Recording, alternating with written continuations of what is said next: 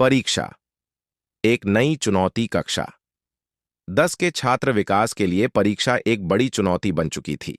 वह घबराया हुआ था, लेकिन फिर भी अपनी तैयारी में जुटा था। हर दिन वह सुबह जल्दी उठकर अपनी किताबों में डूब जाता था, क्योंकि उसे अपनी मेहनत का फल चाहिए था। उसकी आंखों में एक सपना था, अच्छे अंक लाकर अपने माता पिता का नाम रोशन करना।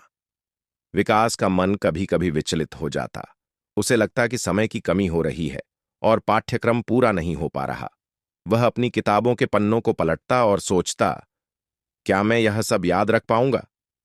लेकिन फिर वह खुद को समझाता कि अगर अब मेहनत नहीं की तो बाद में पछताना पड़ेगा।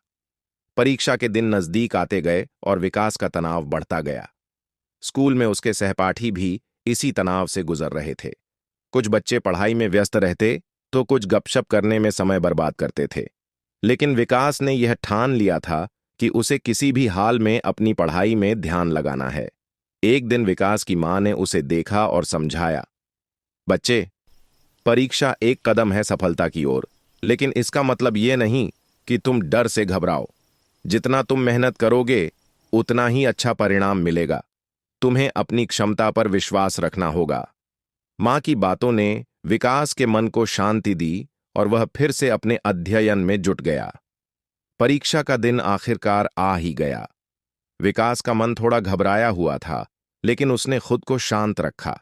उसने अपनी परीक्षा केंद्र पर जाते समय अपने दिल को समझाया कि यह सिर्फ एक अवसर है जिसमें वह अपनी मेहनत का मूल्यांकन करवा सकता है।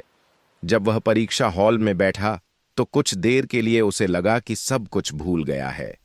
लेकिन फिर उसने गहरी सांस ली और किताबों में की गई तैयारी का पुनरावलोकन किया। सवालों को ध्यान से पढ़ा और धीरे धीरे सभी का उत्तर लिखने लगा। वह जानता था कि अब जो कुछ भी हो, वह अपने कर्तव्य को अच्छे से निभा रहा था।